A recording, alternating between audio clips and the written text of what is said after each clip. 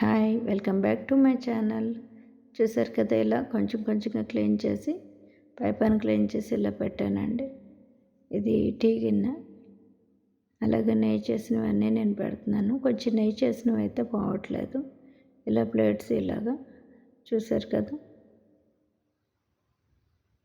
ఇలా అన్నీ సెట్ చేసుకున్న తర్వాత మన గిన్నెలన్నీ క్లీన్గా వచ్చేసాయి. ఇందులో డిటర్జెంట్ పౌడర్ వేసాను. అది ఆటోమేటిక్గా ఓపెన్ అయిపోతుంది మన క్లీనింగ్ అయిపోయిన తర్వాత.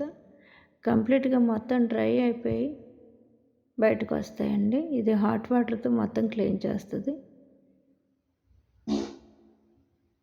చూసారు కదా, ఇలా అంచుల్లో చిన్న చిన్నవి బ్లాక్గా మనం క్లీన్ చేస్తే మరకల్లా ఉండిపోతాయి కదా, వాటిని కూడా మనకు శుభ్రంగా క్లీన్ చేస్తుంది.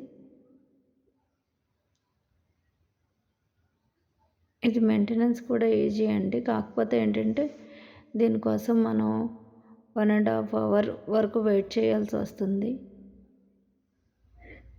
ఎందుకంటే ఇది వాష్ చేయడం, క్లీన్ చేయడం, మళ్ళీ దాన్ని హాట్ వాటర్తో మళ్ళీ క్లీన్ చేసి డ్రై చేసి మనకి బయటకు వచ్చేదానికి టైం పడుతుంది.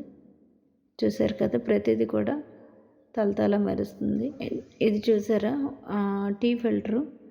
ఇలా ఒక 5-6 టైమ్స్ వేస్తే కనుక నీట్గా క్లీన్గా అయిపోతుంది. ఇదైతే కొంచెం తక్కువ వాడాను, దానివల్ల ఇది కొత్తగా మెరుస్తూనే ఉంది. ఈ వీడియో కనుక మీకు నచ్చినట్టయితే ప్లీజ్ లైక్ చేయండి, షేర్ చేయండి, ఇంకా మీకు తెలిసిన వాళ్ళకి చెప్పి సబ్స్క్రైబ్ చేయండి. Thank you for watching. Next time ప్రాపర్గా వీడియో తీస్తానండి. ఇది కొంచెం గాబరా అయింది, 2 టైమ్స్ తీయాల్సి వచ్చింది. అందుకని ఈ గిన్నెలు వేరువేరుగా ఉన్నాయి.